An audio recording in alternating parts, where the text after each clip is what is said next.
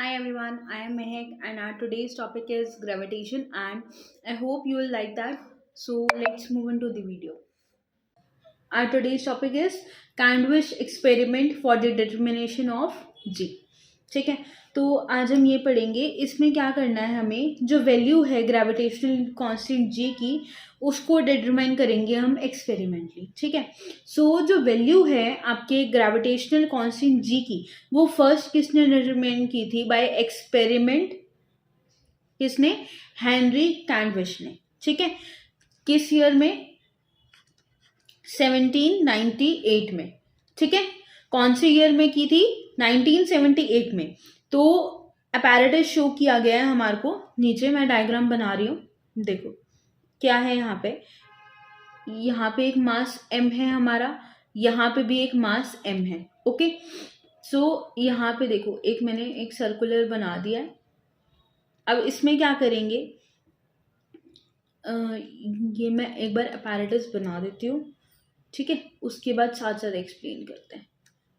ठीक है, ये लेंथ L होगी, ये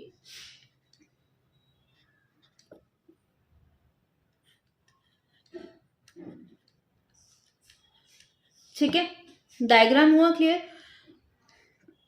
और ये इन्होंने बोला गया है कि ये क्या है, एक क्वार्ट्ज फाइबर है।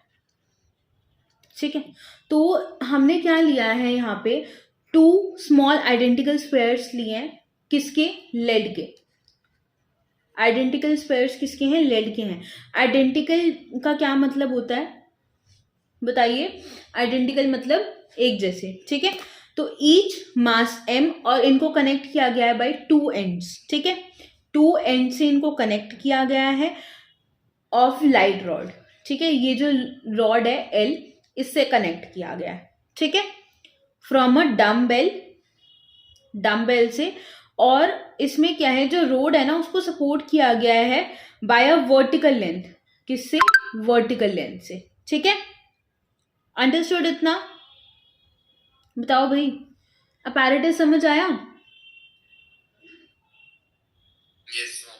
ठीक है, अब जो ये सपोर्ट किया गया है vertical length of quartz fibre, ये हमारे जो वर्टिकल लेंथ है ना ये किसकी है? हमारे क्वार्ट्ज फाइबर की है। अब हम क्या करते हैं, हम टू लार्ज स्पेयर्स लेते हैं मास m के। ठीक है, जिनको प्लेस किया गया है near the ends of dumbbells, मतलब ये वाले। ठीक है, ये हमने स्मॉल आइडेंटिकल्स ये वाली बॉल्स ली थी। अब हमने क्या लिए हैं? डम्बेल्स लिए हैं जो ये वाले हैं। ठीक है, लार्ज लेड स्पेयर्स हैं। ठीक है, और ये किसके हैं? अपोजिट साइड्स हैं in such a way that all four spheres lie on a horizontal surface. मतलब कि इन चारों को इस तरीके से हमने अरेंज किया गया है कि ये सारे कैसे लाई करें? All four spheres lie on a horizontal surface. ठीक है, सर्कल। तो जो स्मॉल स्फेयर्स हैं मूव कर रहे हैं टुवर्ड्स द लार्जर वंस। क्या कर रहे हैं? जो स्मॉल स्फेयर्स है ना ये वाले, ये लार्ज वालों के पास जा रहे हैं। ठीक है, अंडर दी ग्रेविटेशनल अट्रैक्शन। हमने ग्रेविटेशनल अट्रैक्शन में क्या पढ़ा था कि कोई दो बॉडीज, एक मतलब हर बॉडी एक दूसरे को क्या करती है? अट्रैक्ट करती है। ठीक है, सिमिलरली ये भी क्या कर रहे हैं? एक दूसरे की तरफ मूव कर रहे हैं अंडर दी ग्रेविटेशनल अट्रैक्शन। और जो वो फोर्स है वो कौन सी है? जी हमारा constant mass capital M small m by में आर स्क्वायर।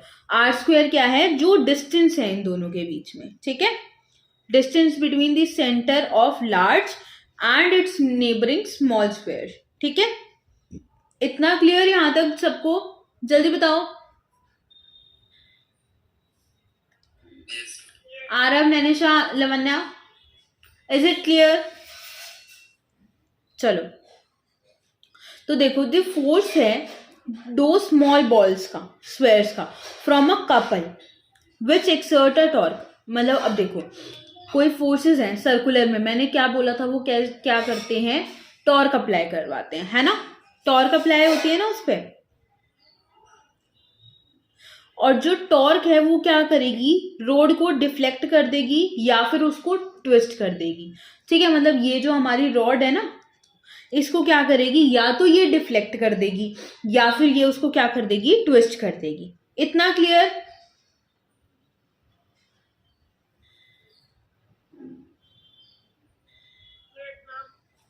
ठीक है।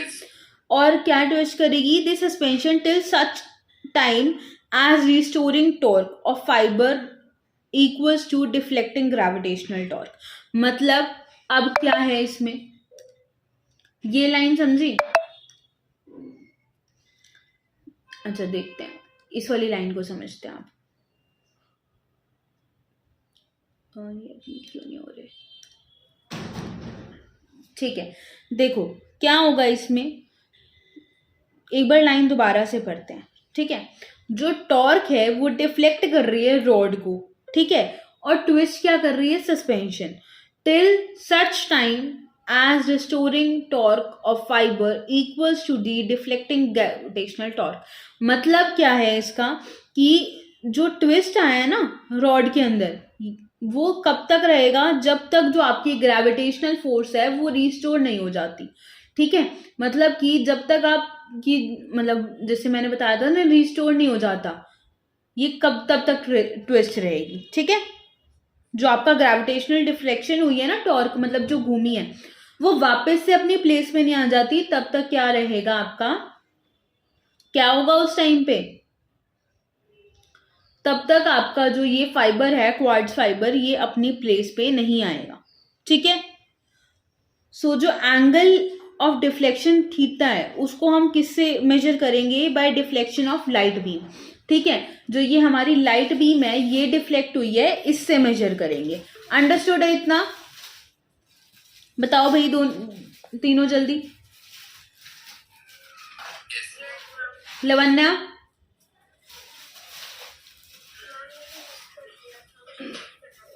अच्छा कोई बात नहीं, ये वाला एक बार देख लेना, मैं रिकॉर्डिंग शेयर करूंगी। ठीक है,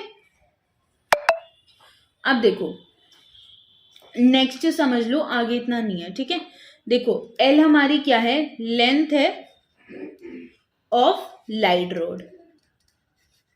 चलो एक बार ना आपको रिकैप दे देती हूँ, क्या बताया मैंने, कि ना इसमें क्या था, मेरे पास दो स्मॉल स्फेयर्स हैं, ठीक है, जो एल डिस्टेंस पे है, ठीक है, और हमने ना एक वर्टिकल लगा लिया है, क्या, क्वार्ट्ज फाइबर, और इन फिर उसके बाद हमने कैपिटल लेम मास के दो डंबल बेल लिए जो हैवी हैं, और ये जो स्फेयर्स है ना ये लेड से बने हैं।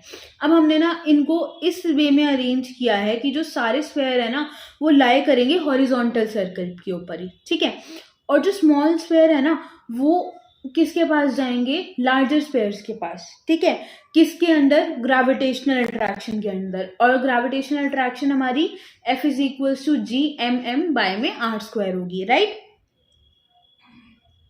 और आर हमारा क्या है, distance between the centre of large और स्मॉल स्फेयर। अब देखो जो ये जो फोर्सेस है ना दो स्मॉल स्फेयर्स की, वो एक कपल फॉर्म करेगी जो कि टॉर्क एक्सर्ट करेगा। टॉर्क किस पे लगती है, रोटेशनल वाले पे, है ना, मूवमेंट जो होता है फोर्स का वो। ठीक है, और जो टॉर्क है ना वो डिफ्लेक्ट कर रही है रॉड को, और ट्विस्ट किसको कर रही है, सस्पेंशन को। मतलब कि इसको तो क्या कर रहे हैं ये, मतलब जो ग्रेविटेशनल अट्रैक्शन है ये हुई है, ये क्या करेगा, ये जो मेरा क्वार्ट्ज फाइबर है ना इसको डिफ्लेक्ट कर देगा। ठीक है, और जो एंगल ऑफ डिफ्लेक्शन है उसको हमने थीटा से डिनोट किया है। ठीक है, और इसको हम कैसे मेजर करेंगे, by the deflection of light beam by length. ठीक है, और स्केल अरेंजमेंट से, मतलब ये एक्सपेरिमेंट होगा पूरा। ठीक है, लेकिन मेन हमारा क्या है कि जो डिफ्लेक्टिंग हमारा है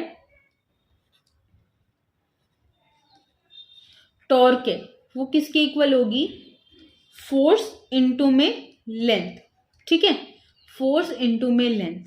अब हमारी फोर्स क्या है, G M capital M small M by में आर स्क्वायर, और एल हमारी लेंथ है। ठीक है, और रिस्टोरिंग टॉर्क क्या होती है हमारी, रिस्टोरिंग टॉर्क क्या होगी,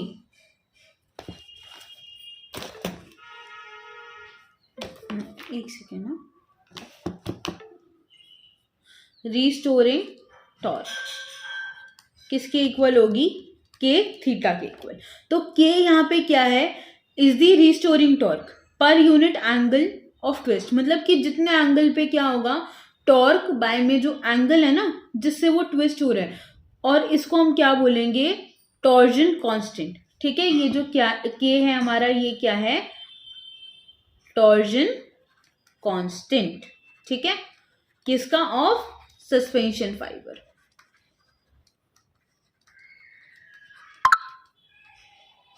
क्लियर इतना,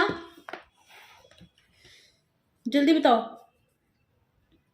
yes, पक्का, ओके चलो नेक्स्ट पे जाते हैं। अब रोटेशनल इक्विलिब्रियम देखें। रोटेशनल इक्विलिब्रियम में क्या होगा, जो टॉर्क है ना वो इक्वल एंड अपोजिट होगी। इन रोटेशनल इक्विलिब्रियम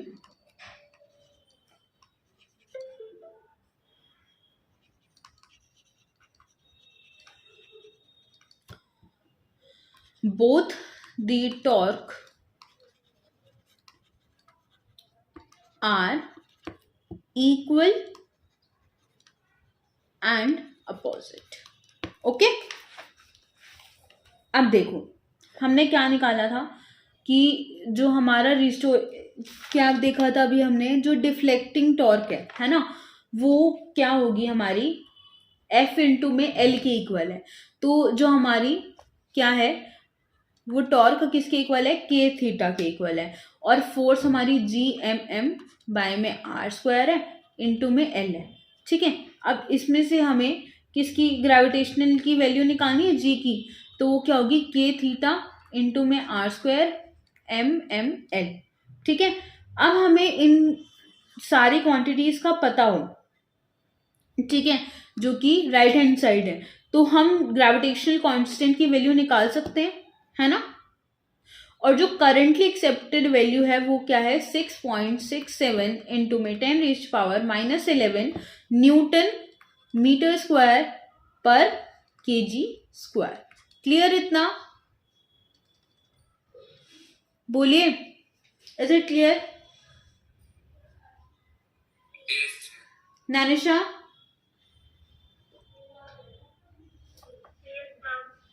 चलो नेक्स्ट टॉपिक पे चले। नेक्स्ट टॉपिक है हमारा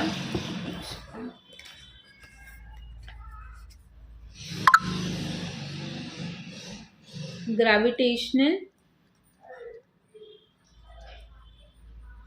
लॉ एविडेंसेस।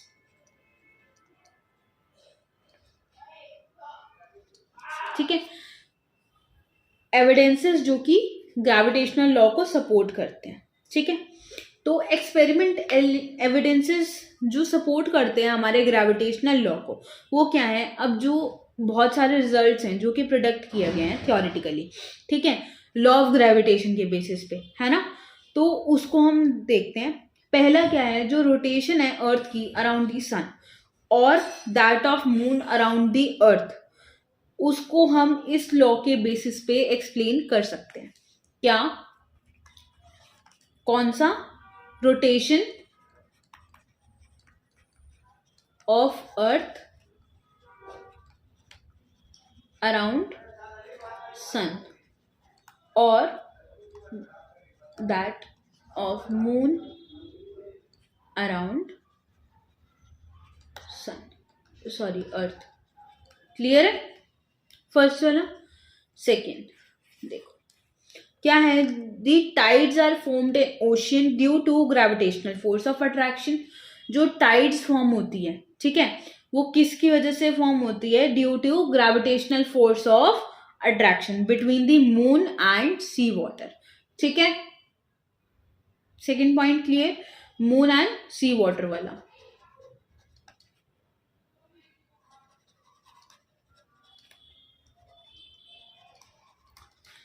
थर्ड करें, बताओ यहां तक क्लियर है। हाँ जी, ठीक है। थर्ड आपका है, जो टाइम्स है of solar and lunar ellipses calculate on the basis of law of gravitation are found to be reasonably accurate. ठीक है, मतलब इनको एक्यूरेट माना गया है। कौन सा? Times of solar and lunar ellipse. ये इतना नहीं पूछा जाएगा, ठीक है, बट आपको एविडेंस पता होने चाहिए 2-3। ठीक है, फर्स्ट वाला तो आप लोग बहुत ज़्यादा फेमिलियर हो, सेकंड वाला अच्छा, फोर्थ अब देखते हैं। आई गेस थर्ड वाले से नहीं हो इतना फेमिलियर, तो बस थोड़ा सा आइडिया ले लेना कि ये भी होता है अगर आपसे एमसीक्यू में पूछा जाए तो। ठीक है, बाकी ऐसी कोई नीड नहीं है, ये पता होना चाहिए। और जो ऑर्बिट और पीरियड्स हैं रेवोल्यूशन के of artificial satellites can be predicted very accurately on the basis of this law. मतलब कि जो ऑर्बिट्स हैं एंड पीरियड्स हैं किसके? ऑफ रेवोल्यूशन, किसके? Of artificial satellite. ठीक है, इस लॉ से हम एक्यूरेटली प्रिडिक्ट कर सकते हैं। ओके, फिफ्थ एंड लास्ट, जो वैल्यू है जी की वो क्या करती है? वेरी करती है फ्रॉम प्लेस टू प्लेस। ठीक है, on the surface of earth, किसके अकॉर्डिंग? Law of gravitation. यहां तक क्लियर? Yes, ma'am. पक्का? कोई डाउट तो नहीं है ना? चलो, आज के लिए हमारा नेक्स्ट टॉपिक है, 2 टॉपिक हो गए ना? ठीक है, देखो अब है हमारा वेक्टर फॉर्म, ग्रेविटेशनल लॉ का वेक्टर फॉर्म पढ़ेंगे, उसके बाद इंपॉर्टेंट फीचर्स पढ़ेंगे और जो प्रिंसिपल है सुपरपोजिशन का, बस। ठीक है, 3 टॉपिक्स रह गए हैं, 3 टॉपिक्स करते हैं अब।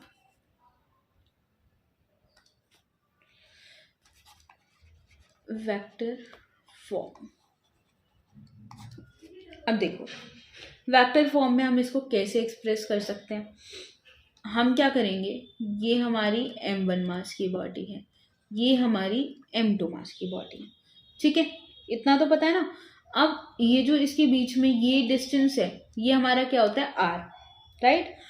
अब हमें क्या पता है, ये बॉडी इसके ऊपर फोर्स लगाएगी, ये बॉडी इसके ऊपर फोर्स लगाएगी, है ना।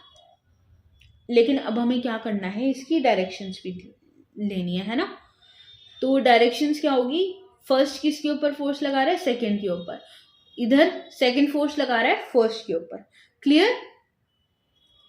उसके बाद जो हमारी पोजीशन वेक्टर्स हैं वो फर्स्ट सेकंड पे, फिर यहां से क्या है?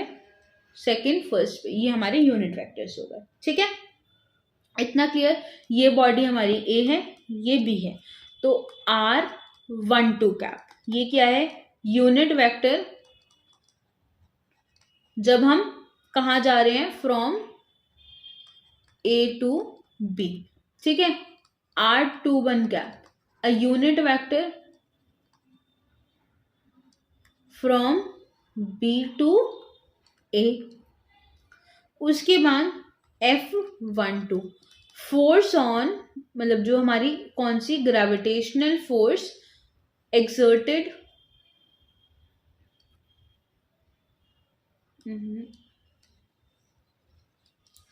On B, on A by B. ठीक है, उसके बाद 21 कौन सी है? Gravitational force exerted on B by A. ठीक है, आया समझ? अब देखो, अगर मैं फोर्स 12 निकालू, ठीक है, तो क्या होगा? ये किसके इक्वल होगी? अगर मैं 21 आई कैप ले रही हूं, ठीक है, वो बी से ए जा रहा है, तो ग्रेविटेशनल फोर्स 1 से 2 पे कौन सी लगेगी? Minus of ji m1 m2 bye में r² r21। अब ये जो हमारा नेगेटिव साइन है ये क्या शो कर रहा है? Direction of force opposite to that of R cap two one, मतलब जो हमारे पोजीशन वेक्टर से हमारी फोर्स की डायरेक्शन क्या है, अलग है। ठीक है। सिमिलरली अगर मैं फोर्स क्या निकालूं, F21 देखूं, ठीक है, F21 वेक्टर वो किसके इक्वल होगी? -G m1 m2 बाय में r² r12 हो जाएगी। इसमें भी क्या है, फोर्स और हमारा जो पोजीशन वेक्टर है उसकी वो क्या है, डायरेक्शंस अलग अलग है।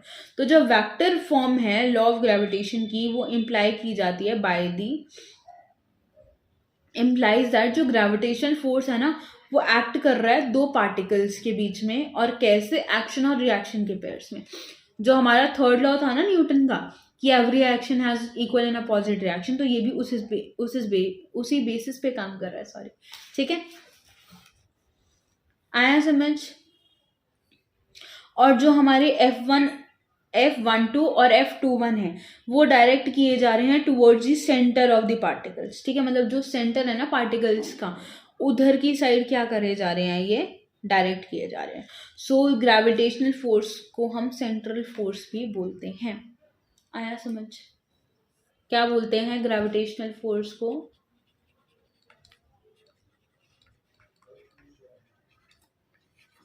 जल्दी बताओ। Central force. ठीक है, बताओ, क्लियर इतना? चलो अब आते हैं नेक्स्ट टॉपिक पे, important features of gravitational force. तो हमारे इंपॉर्टेंट फीचर्स क्या क्या हैं ग्रेविटेशनल फोर्स के, जो हम पढ़ रहे हैं उसके लिए हमारे मतलब जो उसके इंपॉर्टेंट फीचर्स हैं वो देखते हैं। ठीक है, तो देखो, जो हमारा ग्रेविटेशनल फोर्स है वो किसके बीच में है, बिटवीन टू मासेस, वो इंडिपेंडेंट है किसके, इंटरवेनिंग मीडियम के, मतलब उनके बीच में, मतलब जो मासेस हैं वो एक दूसरे से अट्रैक्ट कर रहे हैं, तो उनके बीच में कोई भी मीडियम हो वो अट्रैक्ट करेंगे। ठीक है, वो इंडिपेंडेंट है, मतलब वो डिपेंड नहीं करता। अब जैसे देखो, रिफ्लेक्शन है या रिफ्रैक्शन है, उसमें क्या हो रहा है, अगर हम एक मीडियम से दूसरे मीडियम में जा रहे हैं तो क्या हो रहा है, रिफ्रैक्शन हो रही है। एक मीडियम, मतलब सेम मीडियम में रिफ्लेक्ट बैक कर रहे हैं तो वो रिफ्लेक्शन है। लेकिन मैंने ये बताया बस एग्जाम्पल के लिए, उसको उसमें मत लेना। ठीक है, बस मैं ये बता रही हूँ कि वो इंटरवेनिंग मीडियम, मतलब जैसे मीडियम के चेंज होने से रिफ्रैक्शन हो रही है ना, और वो चीज़ नहीं आएगी ग्रेविटेशनल फोर्स में, वो बॉडीज एक दूसरे को अट्रैक्ट करेंगी। ठीक है, आया समझ? बताओ, पक्का? ये क्या है, इंडिपेंडेंट है,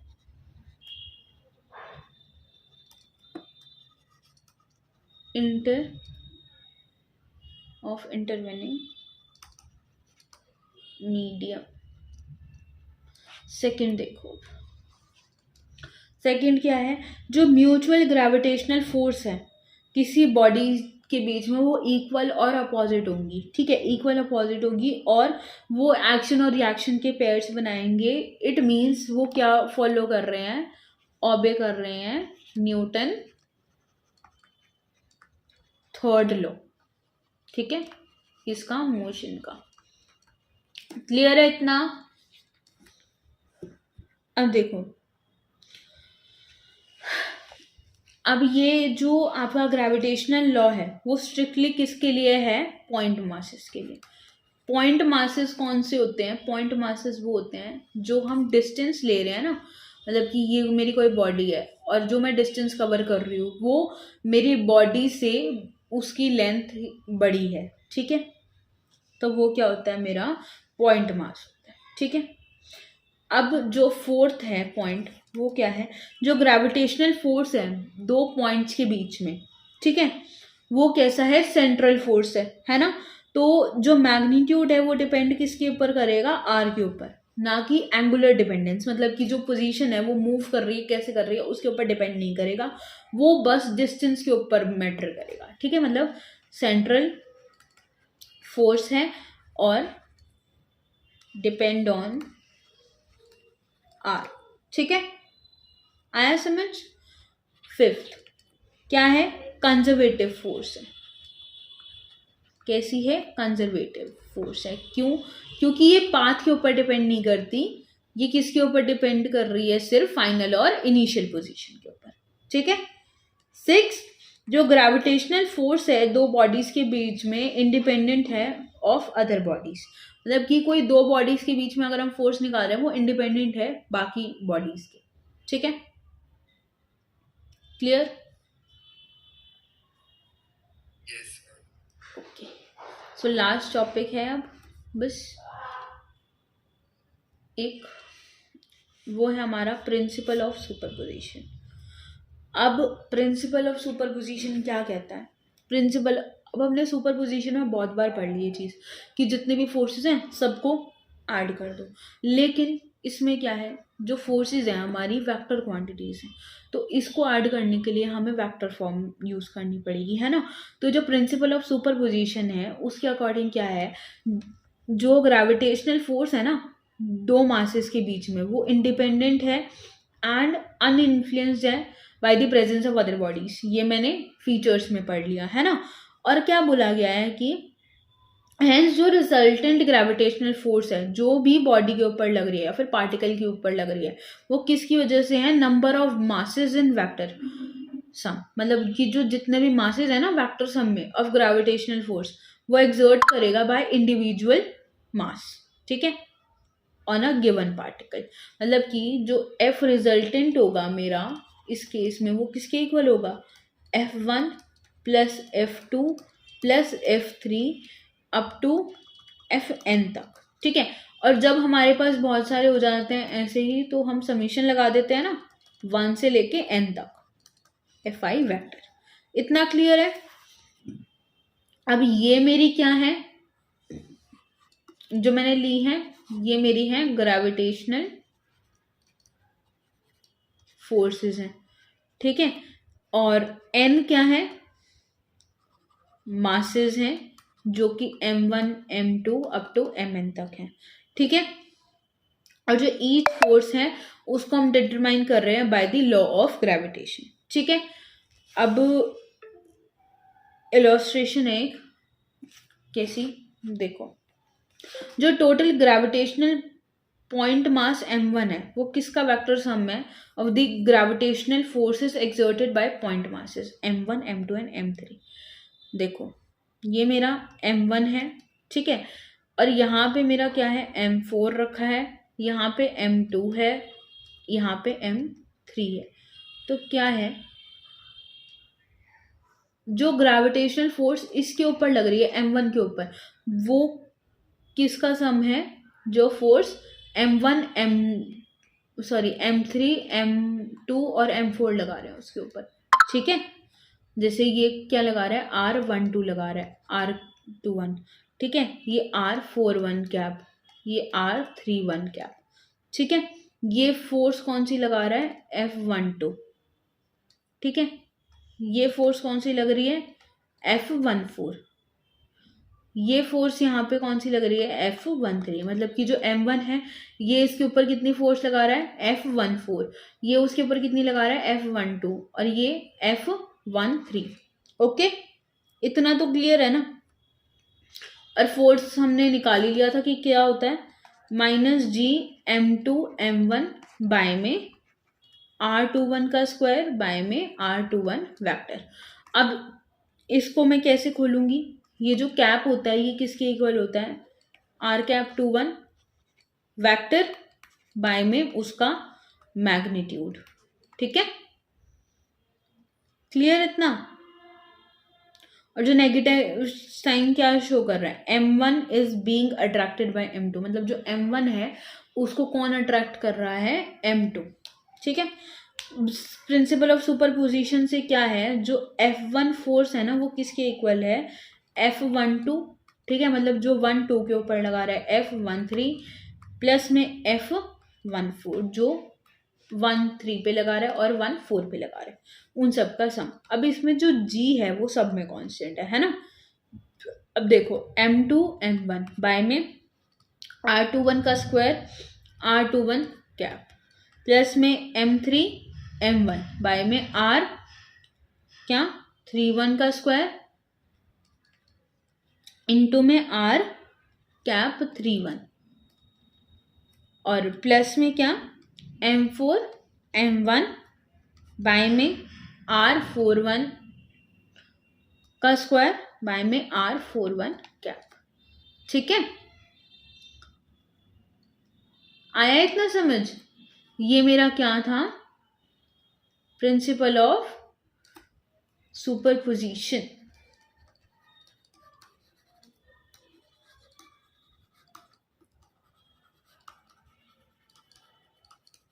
क्लियर? बताओ आज का टॉपिक समझ आया सबको? पक्का?